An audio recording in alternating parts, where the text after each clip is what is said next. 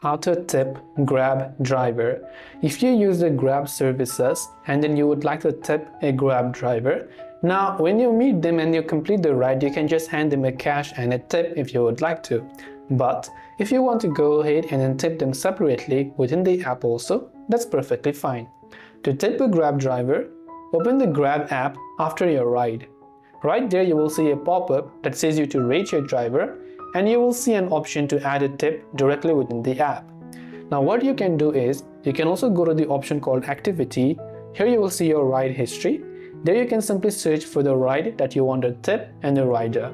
Then the tip will be deducted from a chosen payment method like a GrabPay or your linked credit card, and essentially tipping is done through the app, like I said, always completely cashless. So I hope this video helped you. If you have got any further questions, feel free to also leave them down in the comment section below. As always, thanks for watching till the very end of this tutorial, and see you soon in our next video.